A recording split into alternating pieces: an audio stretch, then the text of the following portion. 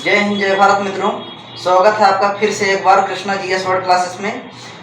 मित्रों, हमारा जो भारतीय संविधान है, भारतीय राज्य व्यवस्था है, उसके संबंध में हम पहला टॉपिक देख रहे थे, भारत का संवैधानिक विकास। किस प्रकार से भारत में जो संविधान बना है उसका संवैधानिक विकास किस कालक्रम में या कितने खंडों में बटा हुआ है। तो मुख्य रूप से मित्रों, भारत का संवैधानिक विकास जो है हम दो भागों में देखे थे। जो पहला था ईस्ट इंडिया कंपनी के अधीन जो विकास हुआ था, जितने भी एक्ट आए थे, और दूसरा क्या है, ब्रिटिश क्राउन के अंतर्गत हम देखेंगे। क्यों? क्योंकि देखिए मित्रों, दो चीज़ें हैं इसमें।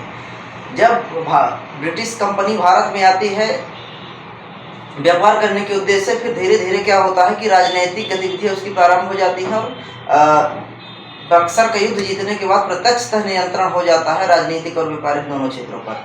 इसी कारण से द्वैत शासन प्रणाली आती है और फिर धीरे धीरे 1873 में पहला एक्ट आता है। ठीक है मित्रों, पहला एक्ट मतलब बंगाल में शासन करने की दृष्टि से पहला यह संचालित करने के लिए पहला एक्ट आता है 73 में।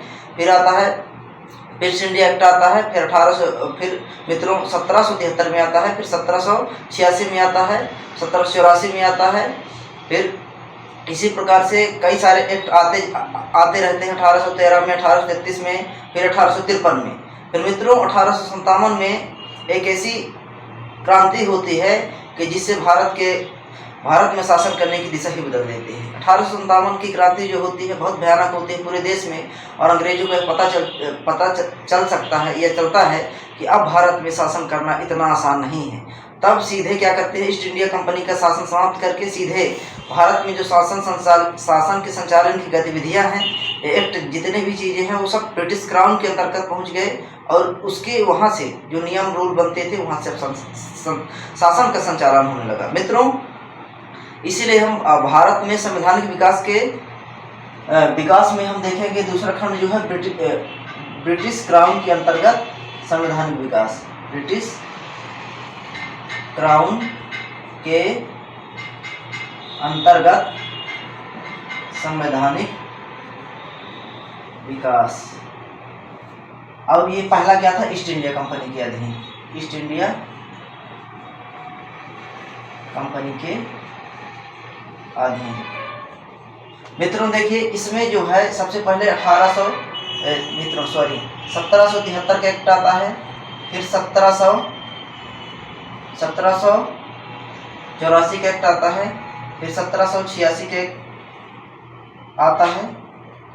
फिर मित्रों देखिए, इसी में जो है आपका 1773 का हो गया, 1781 का हो गया, 1781 का आता है मित्रों। फिर 1784 का पिट्स इंडिया एक्ट आता है। फिर मित्रों 1813 का आता है, 1833 का आता है। फिर मित्रों इसी में 1853 का एक चार्टर एक्ट आता है। ये सारे एक्ट ईस्ट इंडिया कंपनी के अधीन आते हैं और इनका प्रभाव सीधे भारतीय संविधान पर पड़ता है। इसीलिए इसका टॉपिक का नाम क्या है, भारत का संवैधानिक विकास।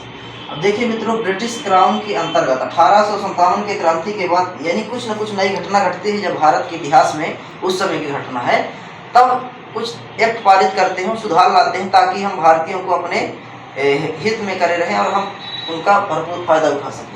इसीलिए मित्रों ब्रिटिश क्राउन के अंतर्गत संवैधानिक विकास में सबसे पहला 1858 का अभी तक का जो चार्टर एक्ट था, ठीक है ना, यहाँ से चार्टर एक्ट है ये सारे। अब ये क्या था, रेगुलेटिंग एक्ट, मतलब रेगुलेट करने के लिए लाया गया था, रेगुलेटिंग एक्ट ऑफ सेटलमेंट 1781 का जो है, 1784 का जो है पिट्स इंडिया एक्ट। देखिए मित्रों, इन सब एक्ट का अलग अलग नाम भी पूछा जाता है, किस एक्ट को क्या कहते हैं। अब इसके बाद जब 1857 की क्रांति के बाद ब्रिटिश क्राउन के अंतर्गत सीधा शासन पहुंच जाता है, तो भारत में आता है, भारत में शासन करने के लिए कहते हैं कि आप ब्रिटिश क्राउन के अंतर्गत हम शासन करेंगे। इसीलिए इस अधिनियम का नाम पड़ता है भारत शासन अधिनियम 1858। मित्रों भारत शासन अधिनियम 1858 आता है, उसके बाद 1861 का एक्ट आता है। फिर मित्रों 1892 का एक्ट आता है। फिर मित्रों इसी में देखेंगे 1909 में एक्ट आता है भारत शासन का। फिर 1919 का आता है मॉडल विंडो एक्ट, इसे कहेंगे नहीं, मॉन्टेग्यू चेस्टफोर्ड एक्ट है, 1909 का मार्ले मिंटो है। फिर मित्रों अंतिम में भारत शासन अधिनियम 1935 आता है। मित्रों ब्रिटिश क्राउन के अंतर्गत संवैधानिक विकास में हम कितने एक्ट को पढ़ेंगे बेहतरीन ढंग से। 1858 में कौन कौन से ऐसे प्रावधान लाए गए, बदलाव किए गए, फिर 1861 में, फिर 1892 में, 1909 में, फिर 1919 में, फिर 1935 में, और इन एक्टों को लाने की जरूरत क्या पड़ी। मित्रों हम अब देख लीजिए इसको। ये भारत का एक व्यवस्थित तरीके से जो संवैधानिक विकास है 2 भागों में बटा हुआ है। अब इसमें हम इसको पढ़ चुके थे, भारतीय राज्य व्यवस्था की पहली सीरीज में इसको पढ़े थे। अब हम भारतीय राज्य व्यवस्था या भारत के संवैधानिक विकास में अब हम दूसरी सीरीज में ब्रिटिश क्राउन के अंतर्गत संवैधानिक विकास को हम पढ़ेंगे मित्रों।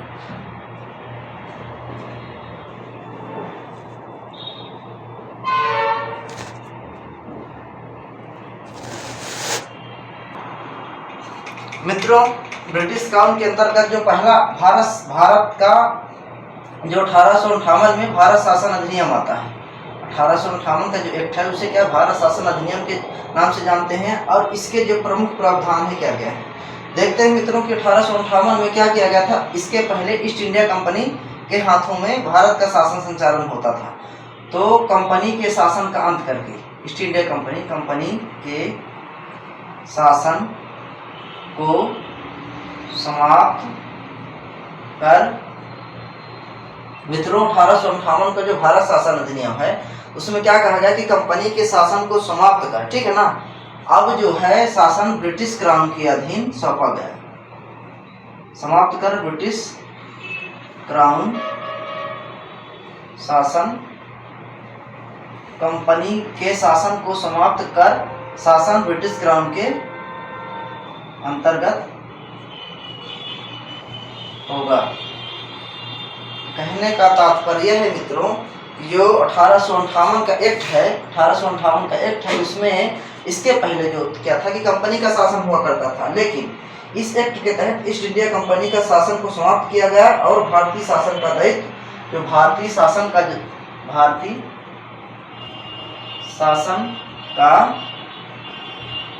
दायित्व ब्रिटिश क्राउन के अंतर्गत सौंपा गया।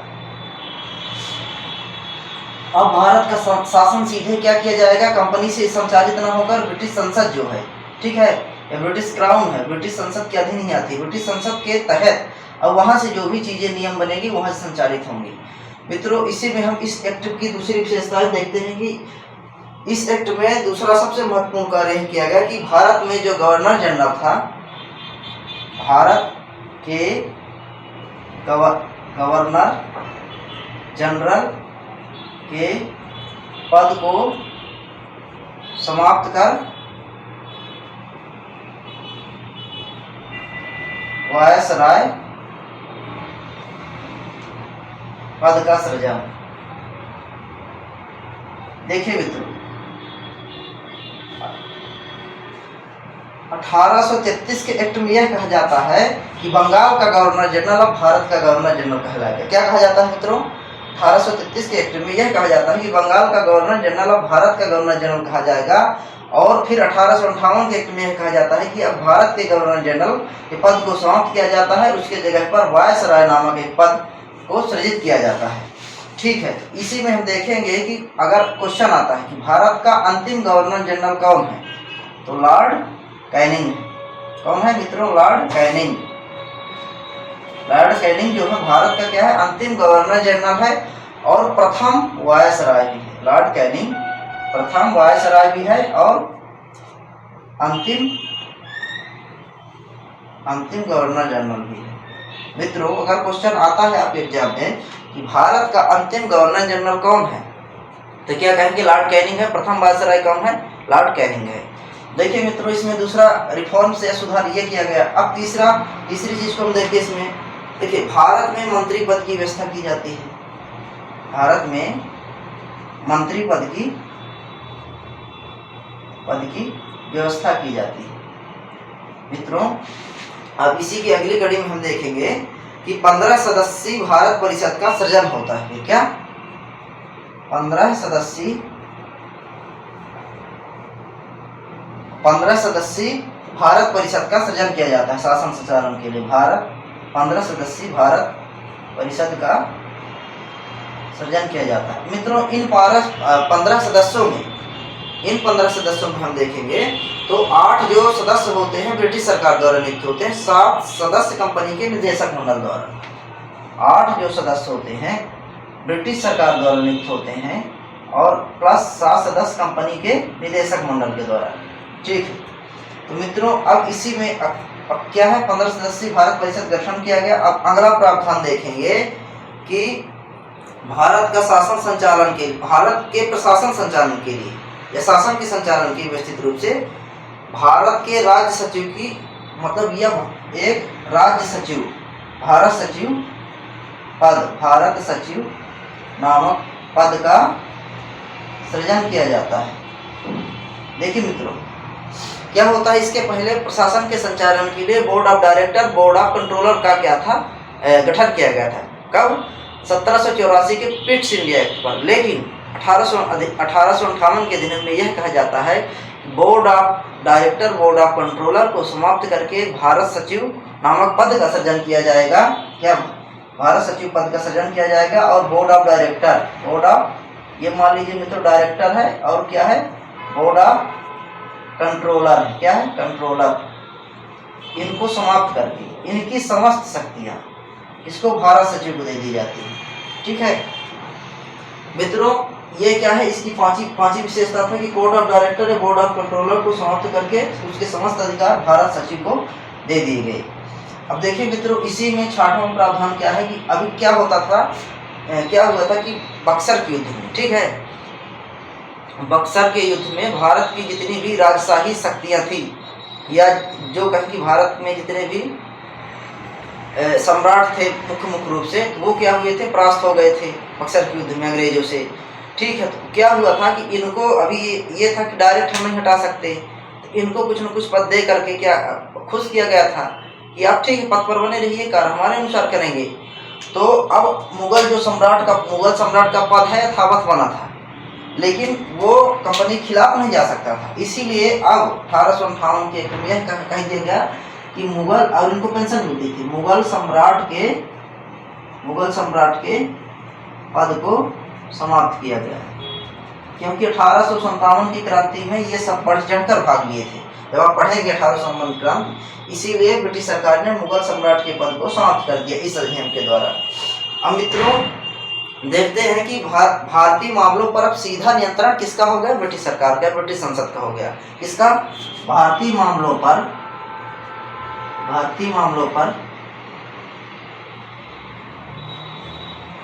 सीधा नियंत्रण ब्रिटिश क्राउन का हो गया। किसका? ब्रिटिश क्राउन का हो गया। देखिए मित्रों ये भारत शासन अधिनियम 1858 की ये प्रमुख विशेषताएं थी। अगर एक 8 विशेषताएं और है, लेकिन ठीक है कोई ज़्यादा इम्पोर्टेंस नहीं है। मित्रों इसको लिख लीजिए।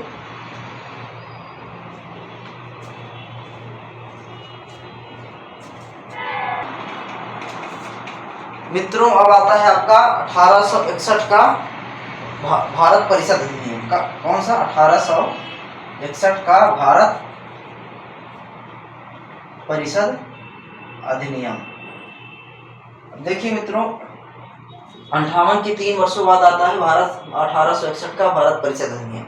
इसमें क्या होता है, देखिए मित्रों 1861 में क्या होता है कि जो वायसराय गवर्नर जनरल की जो केंद्रीकृत शक्तियाँ थी उसको विकेंद्रीकृत कर दिया गया, ठीक है ना।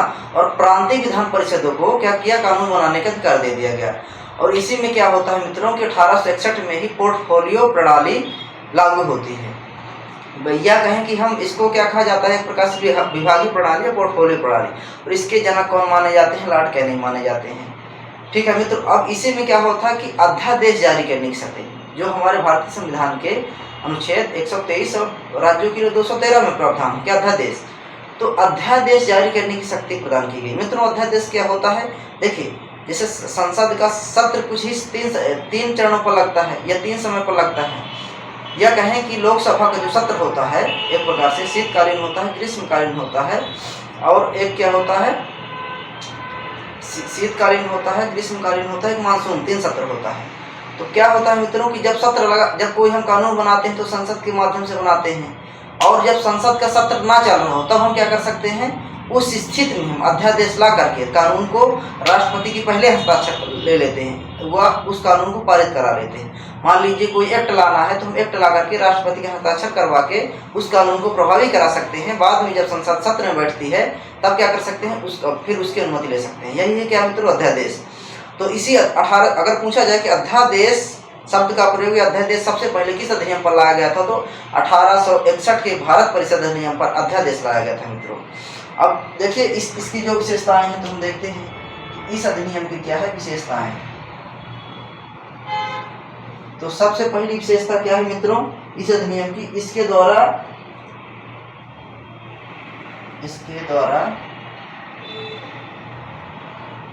गवर्नर जनरल, ये मान लीजिए वायसराय का पद आ गया है कि विधायी शक्तियों का विकेंद्रीकरण कर दिया गया। कि विकेंद्रीकरण का मतलब यह होगा शक्तियों का बंटवारा कर दिया गया, विधायी शक्तियों का विकेंद्रीकरण कर दिया गया। देखिए मित्रों और क्या होता है कि प्रांतीय विधान परिषदों को, जो प्रांतों में विधान परिषद थी, प्रांतीय विधान परिषदों को विधि निर्माण का अधिकार प्रदान कर दिया गया, विधि निर्माण का अधिकार दे दिया गया। देखिए मित्रों 1861 का जो भारत परिषद अधिनियम है इसकी पहली विशेषता है कि इसके द्वारा गवर्नर जनरल या वायसराय की विधायी शक्तियों का विकेंद्रीकरण कर दिया गया, प्रांतीय विधान परिषदों में विधि निर्माण की शक्ति प्रदान की गई। ठीक है मित्रों, पहली विशेषता हो गई। दूसरी में क्या है कि विभागीय प्रणाली को लागू किया गया, विभागीय प्रणाली या इंग्लिश में इसे पोर्टफोलियो सिस्टम कहा जाता है, पोर्टफोलियो प्रणाली, पोर्टफोलियो विभागीय प्रणाली को लागू किया गया। और विभागीय पोर्टफोलियो प्रणाली की जनक कौन है मित्रों, लॉर्ड कैनिंग है। कैनिंग पूछा जाता है विभागीय प्रणाली को किसने लागू किया था या उसके जनक कौन है, लॉर्ड कैनिंग है मित्रों। तो विभागीय प्रणाली को लागू किया गया। अध्यक्ष और तीसरी क्या विशेषता है मित्रों इस अधिनियम की कि गवर्नर जनरल की पहली को या वायसराय को पहली बार अध्यादेश जारी करने की शक्ति प्रदान की गई। वायसराय को अध्यादेश जारी करने की शक्ति प्रदान की गई। मित्रों इस अधिनियम की क्या विशेषता है कि वायसराय को अध्यादेश जारी करने की शक्ति प्रदान की गई। और इस अध्यादेश का जो समय था 6 माह का था, मतलब 6 माह तक अगर कोई कानून लाया जाता है अध्यादेश के माध्यम से तो वह कब तक प्रभावी रह सकता है, 6 माह तक। लेकिन उसके बाद क्या करना पड़ता है, संसद से अनुमोदन कराना पड़ता है। तो फिर अनुमोदन कराना जैसे वर्तमान में चल रहा है इसी प्रकार से है ये। तो अब मित्रों इसी में चौथी विशेषता क्या है इस अधिनियम की, इसके द्वारा कानून बनाने की प्रक्रिया में भारतीय प्रतिनिधियों को भी शामिल किया गया। इसके द्वारा कानून बनाने की जो प्रोसेस थी, प्रक्रिया थी, बनाने की प्रक्रिया में भारतीय प्रतिनिधियों को शामिल किया गया।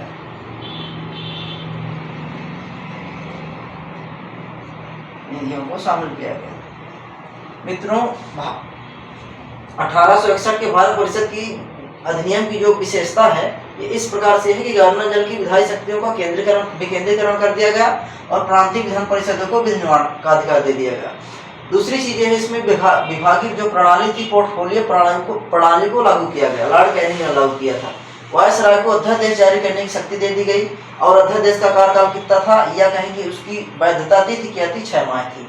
कानून बनाने की प्रक्रिया में भारतीय प्रतिनिधियों को क्या किया गया मित्रों, शामिल किया गया। ठीक है ना, ऐसा कहें कि ठीक है वायसराय कुछ भारतीय विस्तारित परिषद में से गैर सरकारी सदस्य के रूप में नामांकित कर सकता था।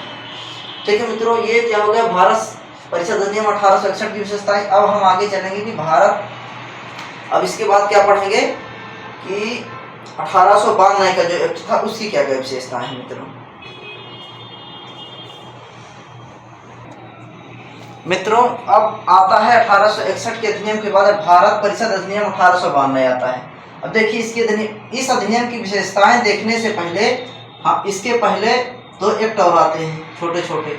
देखिए 1873 का 100 साल बाद फिर से एक एक्ट आता है और इसमें कहा जाता है कि ईस्ट इंडिया कंपनी को किसी भी समय भंग किया जा सकता है और फिर 1 जनवरी 1884 को ईस्ट इंडिया कंपनी को भंग कर दिया जाता है।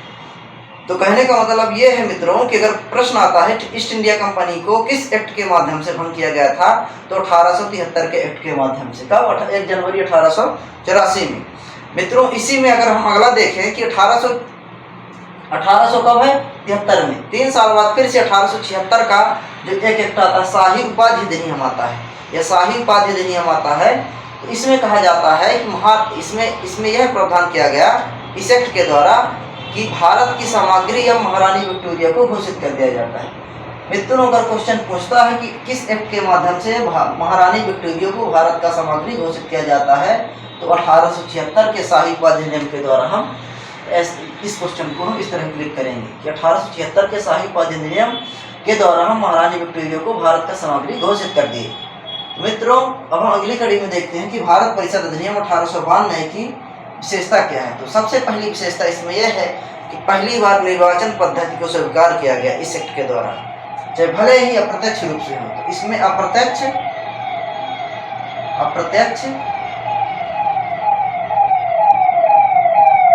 निर्वाचन पद्धति की शुरुआत होती है इस एक्ट के द्वारा।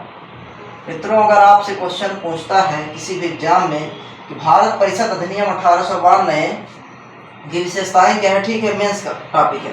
देखिए अगर पूछता है क्वेश्चन कि अप्रत्यक्ष निर्वाचन पद्धति या अप्रत्यक्ष चुनाव प्रणाली का प्रारंभ किस एक्ट के द्वारा हुआ, तो क्या करेंगे आप? 1892 एक्ट के द्वारा।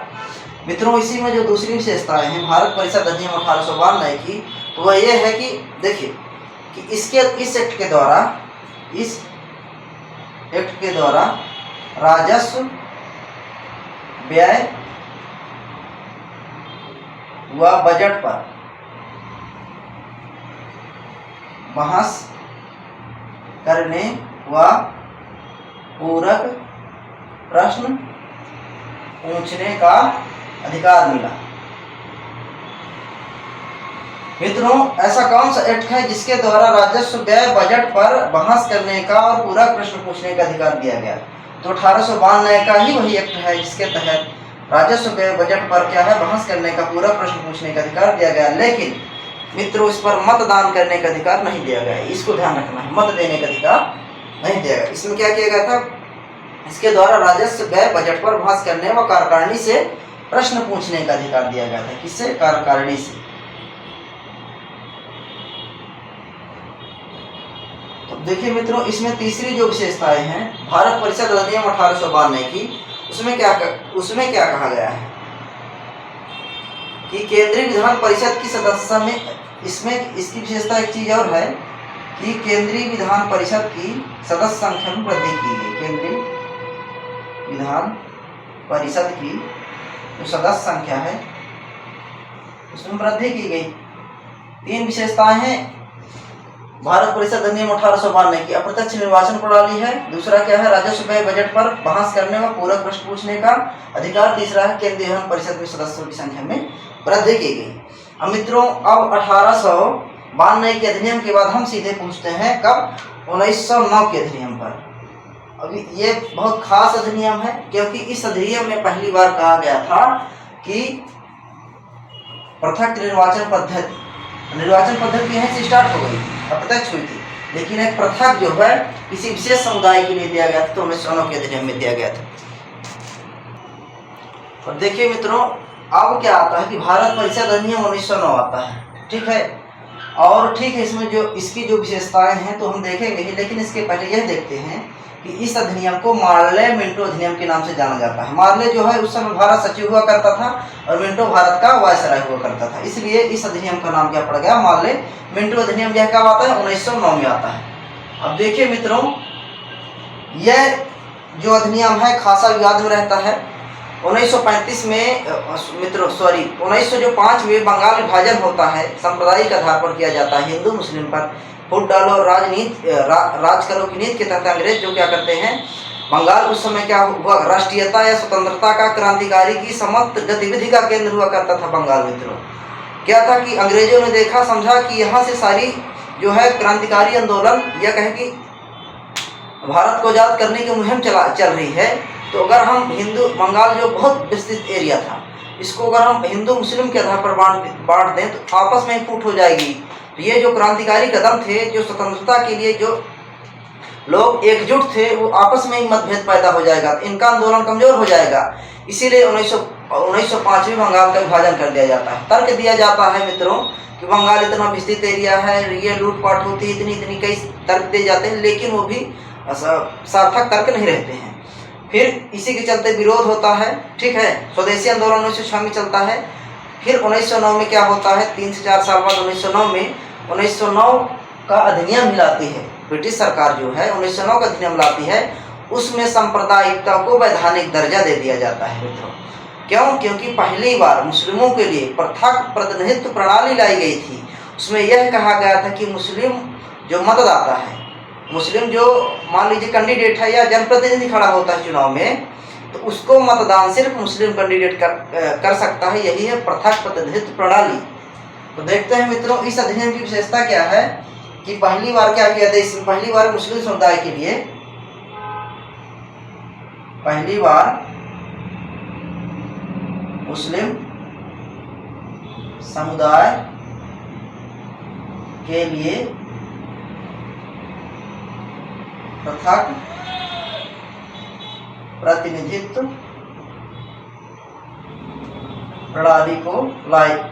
प्रणाली को लाया गया, ठीक है। देखिए मित्रों पहली बार क्या है, मुस्लिम समुदाय के लिए पृथक प्रतिनिधित्व प्रणाली को क्या है इस अधिनियम के तहत अपनाया गया। यह इसकी सबसे प्रमुख विशेषता है। अगर किसी एग्जाम में आता है आपके कि मुस्लिम समुदाय के लिए पृथक प्रतिनिधित्व प्रणाली का प्रारंभ किस अधिनियम से होता है, 1909 के अधिनियम से होता है। अब इसमें मित्रों दूसरा देखते हैं क्या होता है। दूसरा कार्य कि 1909 के अधिनियम में ही भारत सचिव व गवर्नर की कार्यकारिणी परिषद पर नियुक्त की जाती है। भारतीयों को भारत सचिव व कार्यकारिणी परिषद जो है, देखिए खुश करने के लिए क्या किया गया था, भारतीयों को भारत सचिव व गवर्नर जनरल की कार्यकारिणी परिषद पर नियुक्त किया जाता है। गवर्नर जनरल की या कहीं की वायसराय की कार्यकारिणी परिषद पर नियुक्त किया जाता है। और मित्रों तीसरी विशेषता क्या है कि बजट पर पूरक प्रश्न पूछने व मत देने का अधिकार दिया गया। देखिए 1892 का जो एक्ट था उसमें क्या था, पूरक प्रश्न उसमें सिर्फ क्या था, बजट पर बहस करने का अधिकार दिया गया था। लेकिन इसमें बजट पर पहली बार पूरक प्रश्न पूछने व मत देने का अधिकार दिया गया। अब देखिए मित्रों यह भारत परिषद अधिनियम 1909 की विशेषताएं हैं जो इस प्रकार से हैं। अब मित्रों हम इसी कड़ी में अगला देखते हैं 1919 का अधिनियम। यह अधिनियम खासा याद में रहता है, लेकिन 10 वर्ष बाद फिर से समीक्षा की इस अधिनियम के, या कहें तो कुछ सुधार के लिए कहा जाता है, क्योंकि इस समय अब धीरे धीरे क्या है, स्वतंत्रता आंदोलन की या क्रांतिकारी गतिविधियां बहुत तेज हो गई थी। क्योंकि 1915 में गांधी जी अब आ चुके थे भारत में, और गांधी जी के आने के बाद क्या होता है कि बहुत सारे आंदोलन जो होते हैं तीव्र गति पर पकड़ लेते हैं। इसीलिए ब्रिटिश सरकार को 1919 का अधिनियम लाना पड़ता है। अब 1919 के अधिनियम की हम विशेषताएं देखेंगे मित्रों।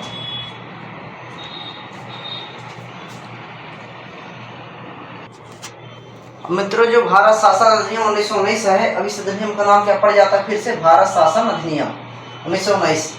हमने बताया कि किस कारण से फिर से एक्ट लाया गया, ठीक है। और इस एक्ट को मॉन्टेग्यू चेम्सफोर्ड के नाम से जाना जाता है। क्यों? क्योंकि जो चेम्सफोर्ड है इस समय भारत का वायसराय था, मॉन्टेग्यू जो क्या है सचिव था, भारत का सचिव था। देखिए मित्रों इस अधिनियम की विशेषताएं हम देखेंगे। तो पहले हम एक बार जान लेते हैं कि इस अधिनियम में पहली बार केंद्र में क्या किया गया है, केंद्र में द्विसदनात्मक विधायी का गठन किया गया था।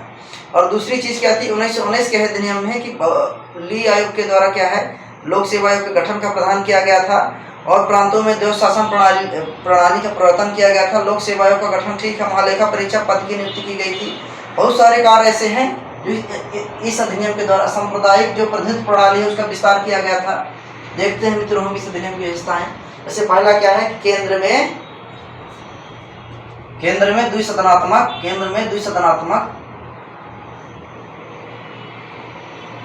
विधायिका का गठन किया गया था। मित्रों जो द्विसदनात्मक, ये क्या है मित्रों,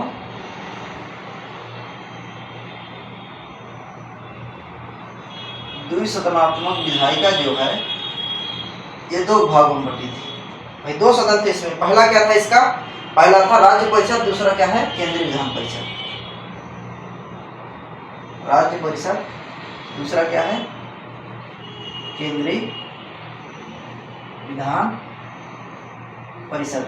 तो मित्रों इस अधिनियम की पहली विशेषता क्या थी कि प्रांतों केंद्र में द्विसदनात्मक विधायिका की स्थापना की गई। पहला क्या है राज्य परिषद, दूसरा क्या है केंद्रीय विधान परिषद। अब इसकी मित्रों हम दूसरी विशेषता देखते हैं कि दूसरी विशेषता क्या है, प्रांतों में द्वैध शासन प्रणाली का प्रवर्तन किया गया। प्रांतों में द्वैध शासन प्रणाली का प्रवर्तन। मित्रों यह क्वेश्चन बहुत पूछता है हर एग्जाम में कि भारत में पहली बार प्रांतों में द्वैध शासन प्रणाली का प्रवर्तन किस अधिनियम के द्वारा किया गया। यह द्वैध शासन प्रणाली प्रांतों में सबसे पहले कब लागू किया गया, 1919 के एक्ट में। कब मित्रों, प्रांत से पहले क्या आता है 1919 का एक्ट आता है, फिर 1935 का एक्ट आता है। दो ही एक्ट महत्वपूर्ण है। सबसे ज्यादा तो प्रांतों में जो द्वैध शासन प्रणाली आती है कब आती है 1919 में। लेकिन अगर पूछे कि केंद्र में द्वैध शासन प्रणाली कब आती है 1935 में। यही जो अधिनियम है प्रांतों में द्वैध शासन 1935 के अधिनियम समाप्त हो जाएगा और केंद्र में द्वैध शासन प्रणाली प्रारंभ हो जाएगी। इसी में मित्रों हम अगला तीसरी विशेषताएं देखेंगे हम कि प्रांतीय विषय को दो उपवर्गों में विभाजित किया जाता है। जो प्रांतीय विषय होते हैं, प्रांतीय विषय को दो उपवर्गों में विभाजित किया जाता है। मित्रों एक है आरक्षित, दूसरा पहला है हस्तांतरित विषय और दूसरा है क्या आरक्षित विषय। देखिए मित्रों इसमें जो हस्तांतरित वाले हैं, कृषि वाला है, व्यवसाय वाला है, राजस्व वाला है, ये सब किस में आ जाएंगे हस्तांतरित में। आरक्षित में क्या है, जैसे रक्षा वाला हो गया, रक्षा की हो गया, बहुत सारी चीजें कुछ हैं जो इसमें आ जाती हैं। जैसे इसमें है तो स्थानीय सुशासन, कृषि, शिक्षा, ठीक है इसमें आ जाएगा। और जो आपका मित्रों है आरक्षित वाला है, तो आरक्षित वाला किसमें आ जाएगा, ये आपका राजस्व, न्याय, वित्त, पुलिस। राजस्व, न्याय, वित्त, प्रमुख मामलों को क्या किए, ये प्रमुख प्रावधानों को ये आरक्षित कर लिए। जैसे रक्षा वाला हो गया, राजस्व वाला हो गया, न्याय वाला हो गया, वित्त वाला हो गया। बाकी जो स्थानीय शासन हो गया, कृषि वाला हो गया, अन्य वाले जो क्षेत्र है इसको हस्तांतरित कर देते थे। प्रांतीय विषय को दो वर्गों में विभाजित किया गया था। यह विशेषता 1919 के अधिनियम की है। मित्रों इसी में हम अगला देखेंगे कि अब क्या होता है कि लोक सेवा आयोग का गठन का प्रावधान किया जाता है इस एक्ट के तहत। और 1926 में एक ली आयोग का गठन होता है। लोक सेवा आयोग के गठन की बात की जाती है इसमें। लोक सेवा आयोग के गठन का प्रावधान किया जाता है। 1926 में ली आयोग की सिफारिश पर फिर लोक सेवा आयोग, संघ लोक सेवा आयोग का गठन कर दिया जाता है। मित्रों जो पांचवी इसकी विशेषता है आपकी, महालेखा परीक्षक पद की नियुक्ति की जाती है पहली बार भारत में। महालेखा परीक्षक, मित्रों महालेखा परीक्षक भारतीय संविधान के किस अनुच्छेद में है, तो कमेंट करके बताइएगा कि महालेखा परीक्षक भारतीय संविधान के किस अनुच्छेद में है। तो क्या बताएंगे, महालेखा नियंत्रक एवं महालेखा परीक्षक भारतीय संविधान के किस अनुच्छेद में है आपको बताना है। तो पहली बार महालेखा परीक्षक पद का सृजन किसमें किया जाता है, इसे में किया जाता है। मित्रों बता देते हैं महालेखा परीक्षक जो पद का सृजन है controller and editor general of India जो है अनुच्छेद 148 में इसका प्रावधान है भारतीय संविधान की। जब हम भारतीय संविधान फिर स्टार्ट करेंगे पूरे अनुच्छेद वाई अनुच्छेद, फिर उसमें अच्छा खासा डिटेल से बताएंगे ये पद होता क्या है, इसका कार्य क्या होता है। देखिए मित्रों, इसी में जो है आपका दो चीजें, एक चीज और महालेखा परीक्षक और महान न्यायवादी जो है, इसमें बहुत कंफ्यूजन होता है। तो 76 में महान न्यायवादी है और 148 में क्या है, महालेखा परीक्षक है। ये भारत का जो होता है एक प्रकार से लेखा परीक्षक होता है। कहने का मतलब किसी भी सरकारी चीजों पर क्या कर सकता है, ये कोई भी सरकारी चीज या प्राइवेट चीज जो सरकार के कुछ न कुछ अधीन है, वो उस पर निरीक्षण कर सकता है, जांच कर सकता है, परीक्षण कर सकता है, या पोस्टमार्टम कहे तो कर सकता है महालेखा परीक्षक। तो पहली बार ये बहुत महत्वपूर्ण है। अम्बेडकर जी ने इस पद को भारत के सबसे महत्वपूर्ण पदों में से एक माना है, महालेखा परीक्षक को। तो 1919 के एक्ट में महालेखा परीक्षक पद का पहली बार प्रावधान किया गया था और पहली बार प्रत्यक्ष चुनाव प्रणाली आरंभ हुई थी। मित्रों 1892 में अप्रत्यक्ष चुनाव प्रणाली का प्रारंभ होता है, लेकिन प्रत्यक्ष चुनाव प्रणाली अगर पूछे तो सबसे पहली बार का प्रारंभ होता है, तो 1919 एक्ट में प्रत्यक्ष चुनाव प्रणाली प्रारंभ होती है। मित्रों इसी में जो हम अगली विशेषताएं देखेंगे, तो इसमें केंद्रीय बजट को राज्य के बजट से अलग कर दिया गया। जो हमारा बजट है, केंद्रीय बजट को राज्य के बजट से क्या कर दिया गया मित्रों, अलग कर दिया गया। अब देखिए मित्रों, इसी की जो इस अधिनियम की अगली विशेषता क्या है कि सांप्रदायिक आधार पर, अभी क्या होता था कि 1909 के अधिनियम में हमने क्या किया कि सांप्रदायिक आधार पर मुस्लिमों को, जो मुस्लिम समुदाय उनको पृथक प्रतिनिधित्व प्रणाली या ठीक है मतदान, स्पेशल मतदान का अधिकार दे दिए। इसी प्रकार से इस मतलब अगर कहा जाए कि सांप्रदायिक आधार पर इसका विस्तार किया गया इस एक्ट के माध्यम से। सिख हो गए, ईसाई हो गया, महिलाओं हो गया, इनको पृथक निर्वाचन अधिकार प्रदान कर दिया गया। तो कहें तो सांप्रदायिक आधार पर सिख, ईसाई व आंग्ल भारतीय को पृथक निर्वाचन का अधिकार दिया गया। सिख, ईसाई या इसमें आंग्ल भारतीय को जोड़ दिया जाए। आंग्ल भारतीय, मित्रों आंग्ल भारतीय क्या है, आंग्ल भारतीय का मतलब जो ब्रिटेन के हैं, भारत में आके बस गए या नागरिकता ले ली, उन्हें हम क्या कहेंगे, आंग्ल भारतीय। या चुनाव में लड़ना चाहते हैं ब्रिटेन के लोग, वो अपने समुदाय के प्रतिनिधित्व के लिए। तो सिख हो गया, ईसाई हो गया, आंग्ल भारतीय हो गया, तथा कुछ समुदायों को पृथक निर्वाचन का अधिकार दे दिया गया। क्या हो गया, पृथक निर्वाचन का, शॉर्ट फॉर्म लिखे देते हैं मित्रों, ये निर्वाचन, पृथक निर्वाचन का अधिकार दे दिया गया। तो इस अधिनियम के तहत ये सारे कार्य किए गए। भारत शासन अधिनियम में एक बार से फिर देख लेते हैं। इस अधिनियम में केंद्रीय सदनात्मक विधान परिषद का गठन किया गया, पहला राज्य, दूसरा केंद्रीय विधान परिषद। दूसरा क्या है मित्रों, प्रांतों में 2 शासन प्रणाली का प्रवर्तन किया गया। तीसरा क्या है, मतलब इस प्रांतीय विषयों को 2 वर्गों में आरक्षित एवं हस्तांतरित विषयों में बांटा गया। महालेखा परीक्षक पद की नियुक्ति की गई। संघ लोक सेवा या लोक सेवा आयोग के गठन का प्रावधान किया गया। फिर इसी में आगे क्या किया गया, सांप्रदायिक आधार पर सिख, ईसाई व आंग्ल भारतीयों को निर्वाचन का अधिकार दे दिया गया। फिर मित्रों क्या है, केंद्रीय बजट को राज्य बजट से अलग कर दिया गया। पहली बार भारत में प्रत्यक्ष चुनाव प्रणाली की शुरुआत होती है 1919 के अधिनियम में। मित्रों इसको दिमाग में क्या करना है, बैठा लेना है, क्योंकि 1919 का अधिनियम बहुत महत्वपूर्ण है। और फिर यह कहा जाता है कि 1919 के इस अधिनियम की समीक्षा 10 वर्ष की जाएगी। फिर इसी कारण से 1927 में साइमन कमीशन आता है। 1919 के अधीन 2 वर्ष पहले ही आ जाता है और साइमन कमीशन का भारी विरोध होता है भारत में, क्योंकि उसके सभी सदस्य जो होते हैं ब्रिटेन के होते हैं और वही तैयार करते हैं। तो मित्रों यह 1919 का अधिनियम अच्छे से लिख लीजिए। फिर अगला हम स्टार्ट करते हैं 1935 का अधिनियम।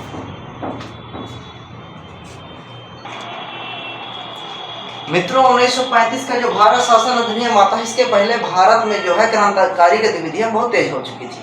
इसको हम इतिहास से जोड़ते हैं। देखिए 1919 का जो अधिनियम था 10 वर्ष बाद समीक्षा के लिए क्या है, 1927 में एक साइमन कमीशन वैधानिक आयोग का गठन होता है और 1930 में इसकी रिपोर्ट आती है। इसमें कहा जाता है कि भारत में जो प्रांतीय सरकार है उसका विस्तार किया जाएगा। सांप्रदायिक जो निर्वाचन पद्धति है उसको क्या है, विस्तार किया जाएगा। बहुत सारे ऐसे प्रावधान होते हैं जो भारत के हित में नहीं रहते हैं, तो भारतीय क्रांतिकारी जो नेता है इसका विरोध करते हैं अच्छा खासा। विरोध के बाद क्या होता है, साइमन कमीशन वापस जाओ का नारा लगता है, वो वापस हो जाता है।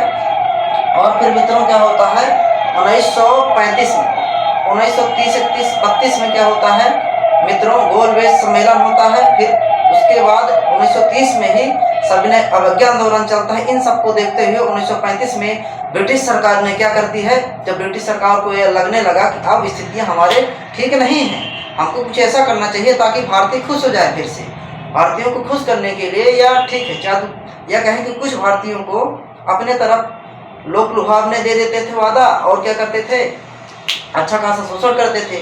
तो उन्होंने क्या सोचा कि 1935 में एक ऐसा अधिनियम ला दिया जाए कि सभी लोग खुश हो जाएंगे और हमारी सरकार जो है तो बनी रहे। 1935 का जो वास्तव में भारत शासन अधिनियम आता है कुछ सुधारों के साथ आता है, लेकिन अगर पूरी तरह से कहें तो भारतीयों के हित में नहीं रहता है। लेकिन 1935 का अधिनियम ही ऐसा है कि इसमें 321 अनुच्छेद तथा 10 अनुसूचियां सम्मिलित थी। अगर कहें कि 1935 के अधिनियम 1935 का जो अधिनियम था तो इतना इम्पोर्टेंट था कि इससे भारतीय संविधान का 65% भाग लिया गया है मित्रों। इसीलिए 1935 के अधिनियम को हम विस्तार ढंग से अच्छे तरीके से पढ़ेंगे। तो 1935 के अधिनियम की जो पहली विशेषता है मित्रों, तो हम देखें इस सबसे पहले क्या किया गया, इसमें प्रांतों में जो द्वैध शासन था 1919 में हम लगाए थे, प्रांतों के द्वैध शासन को समाप्त किया गया मित्रों। प्रांतों के द्वैध शासन को क्या किया गया, इस अधिनियम के द्वारा समाप्त किया गया। प्रांतों में उत्तरदायी सरकार की स्थापना की गई। किसकी? प्रांतों में उत्तरदायी सरकार की स्थापना की गई।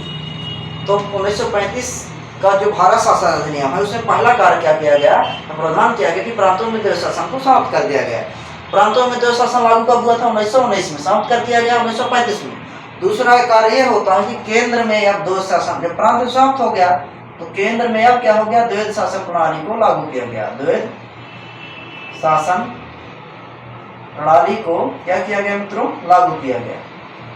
क्वेश्चन आपका ऐसे आता है कि पहली बार भारत में किस अधिनियम के माध्यम से केंद्र में द्वैध शासन प्रणाली का प्रारंभ होता है, प्रवर्तन होता है? तो आप क्या बताएंगे मित्रों, 1935 का वह अधिनियम है जिसके माध्यम से केंद्र में द्वैध शासन प्रणाली का प्रारंभ होता है। दूसरी विशेषता ये हो गई। अब इसमें एक चीज और किया गया, सांप्रदायिक प्रतिनिधित्व का और विस्तार किया गया। इसमें सांप्रदायिक क्या है मित्रों, सांप्रदायिक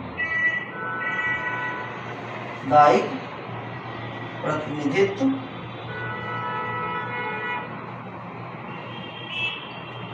को विस्तार किया गया। देखिए मित्रों, अभी तक क्या था कि सिख, ईसाई, आंग्ल भारतीयों को दिया जाता था। अब इसमें क्या है, दलितों को, महिलाओं को तथा अन्य समुदायों को भी क्या कर दिया गया, सांप्रदायिक प्रतिनिधित्व का अधिकार दे दिया गया। 1932 में जो है द्वितीय और तृतीय गो में सम्मेलन जो होते हैं, अंततः क्या होता है, अम्बेडकर जी दलितों के हितों की मांग करते हैं और कम्युनल अवार्ड पारित हो जाता है और दलितों के लिए वही है, एक प्रकार से पृथक प्रतिनिधित्व की मांग हो जाती है। और फिर क्या होता है मित्रों कि फिर इसका अच्छा खासा विरोध करते हैं गांधी जी और कहते हैं हिंदुओं को क्या है, दलितों से अलग मान लिया गया है और आगे चल के क्या हो जाएगा, हिंदू भी अलग हो सकते हैं मुस्लिम की तरह। इसलिए फिर यह जो सांप्रदायिक प्रतिनिधित्व जो 1932 में पुनः पैक्ट होता है, कम्युनल अवार्ड को वापस लिया जाता है, 73 से 148 सीटें आरक्षित की जाती है। हालांकि ये विवाद का समय है, क्या क्या कारण थे पुनः पैक्ट में अलग से देख सकते हैं, ठीक है, कि क्या सही है क्या गलत है। देखिए फिर उसके बाद इस अधिनियम में सांप्रदायिक प्रतिनिधित्व का विस्तार के बाद चौथा क्या कार्य किया गया, इसमें लोक सेवा आयोग की स्थापना की गई। हालांकि स्थापना की बात की गई थी पहले, लेकिन लोक सेवा आयोग की स्थापना या लोक सेवा आयोग यूपीएससी या एसपीएससी की स्थापना इसी अधिनियम के तहत की गई। मित्रों फिर इसी में संघीय न्यायालय का प्रावधान किया गया। पहली बार संघीय न्यायालय की स्थापना की गई। मित्रों 1935 के अधिनियम की ही विशेषता है कि पहली बार क्या गया, इस अधिनियम में क्या किया गया मित्रों, संघीय न्यायालय की स्थापना का प्रावधान किया गया और 1937 में इसकी स्थापना पहली बार की गई। और फिर मित्रों 1935 का जो अधिनियम है इसमें हम अगला पार्ट देखते हैं कि क्या है कि रिजर्व बैंक की स्थापना की गई, जो 1 अप्रैल कब है मित्रों, 1 अप्रैल 1935 को आरबीआई की स्थापना की गई। कब? 1935 को मित्रों आरबीआई की स्थापना इसी अधिनियम के तहत की गई थी और इंग्लैंड में भारत परिषद की समाप्ति की गई। इंग्लैंड में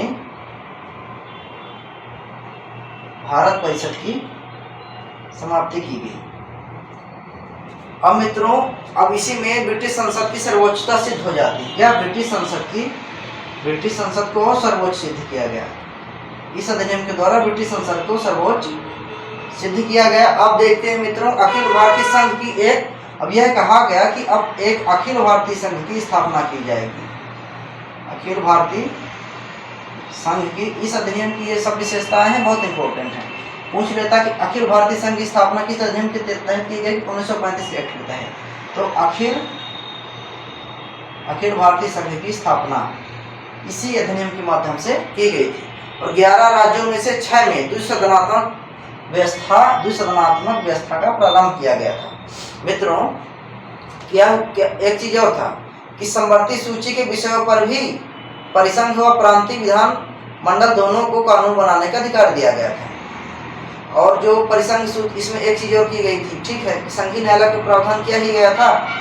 और दूसरी चीज क्या थी कि इसमें संघ सूची, राज्य सूची अलग अलग, संघ सूची पर केंद्र, राज्य सूची पर राज्य तथा समवर्ती सूची पर दोनों को कानून बनाने का अधिकार दे दिया गया था। इसी अधिनियम की विशेषता है। भारत परिषद का क्या बताए थे, अंत कर दिया गया था। जो भारत परिषद 1958 में गठित की गई थी, भारत परिषद जो था, भारत परिषद का क्या है, अंत कर दिया गया था। ब्रिटिश संसद की सर्वोच्चता सिद्ध हो गई थी। और निर्वाचन पद्धति का क्या हुआ, विस्तार हुआ था। निर्वाचन पद्धति, सांप्रदायिक प्रतिनिधित्व विस्तार या निर्वाचन पद्धति का विस्तार हुआ था। मित्रों ये सब थी 1935 का अधिनियम। अब हम कह सकते हैं कि उत्तरदायी सरकार की स्थापना में 1935 का जो अधिनियम है बहुत महत्वपूर्ण है। क्या है, अगर आप लिखना चाहें या मेंस में कहें किसी एग्जाम में लास्ट में कि उत्तरदायी सरकार की स्थापना में यह निबंध जो है मील का पत्थर साबित होता है। यह जो आपका एक्ट है, भारत में उत्तरदायी शासन की स्थापना के लिए 1935 का अधिनियम मील का पत्थर साबित होता है, क्योंकि इस अधिनियम के माध्यम से वर्तमान में भारतीय संविधान में 65% प्रावधानों को सीधे अपना लिया गया है, या कुछ रिफॉर्म करके अपनाया गया है। और इस समय जब यह अधिनियम आया था तो इसमें 10 अनुसूचियाँ थी, 321 अनुच्छेद थे। इसलिए मित्रों 1935 का अधिनियम जो भारत शासन अधिनियम बहुत इंपॉर्टेंट हो जाता है। फिर 1937 में प्रांतों में 11 चुनाव होते हैं, उसमें 11 राज्यों पर कांग्रेस अपना सरकार बनाती है। फिर धीरे धीरे अब संवैधानिक विकास के प्रमुख, देखिए 1935 अधिनियम तक हो जाता है जब, और इसमें यह भी कहा जाता है जब तक भारतीय आज़ाद नहीं हो जाएगा तब तक 1935 के अधिनियम के तहत क्या होगा, भारत का शासन संचालन होगा, ठीक है। लेकिन 1940 में क्या होता है, बहुत भारत 42 में एक राष्ट्रव्यापी आंदोलन होता है, तहस नहस कर देता है ब्रिटिश सरकार को, भारत छोड़ो आंदोलन। फिर 1942 में कृषि प्रस्ताव आता है, शिमला सम्मेलन होता है, जून योजना आती है, और फिर माउंटबेटन योजना आ जाती है। भारत पाक का विभाजन होता है, 1947 का जो अधिनियम आता है। और इसी बीच क्या होता है, कैबिनेट मिशन का गठन होता है। उसके 2 प्रमुख, अंतरिम सरकार, कैबिनेट मिशन का गठन होता है, उसके 2 पार्ट रहते हैं। पहला अंतरिम सरकार का गठन करना, दूसरा भारतीय संविधान का निर्माण करना, संविधान सभा का गठन करना। मित्रों फिर अब हम तीसरे पार्ट में इसमें देखेंगे कि इसके बाद की घटनाक्रम क्या है, ताकि हम एक भारतीय संविधान जहाँ से बनना प्रारंभ कर देता है, या भारतीय संविधान को पूरी तरह से अनुच्छेद बाई अनुच्छेद को स्टार्ट करने से पहले एक घटनाक्रम को हम जान लेंगे। ये पता चल जाएगा कि भारतीय संविधान बनने से पहले हमारे संविधान में कौन कौन से समस्याओं को देखना पड़ा, कौन कौन से ऐसे संवैधानिक एक्ट हैं जो आए, उनसे हम कौन कौन सी चीज़ों को सम्मिलित किए। तो फिर एक व्यवस्थित जो भारत का संवैधानिक विकास है उसको हम तीसरे पार्ट में चीज़ें और देखेंगे। हालांकि हम मुख्य रूप से 2 ही पार्ट, ईस्ट इंडिया कंपनी के अधीन विकास होता है, ब्रिटिश कानून के अंतर्गत जो होता है, लेकिन हम तीसरे पार्ट में देखेंगे कि आगे की घटनाक्रम संविधान सभा के निर्माण से जब संविधान सभा बन के तैयार हो जाता है वहाँ तक की प्रोसेस हम देखेंगे। फिर प्रारंभ करेंगे हम भारतीय संविधान। जय हिंद, जय भारत मित्रों।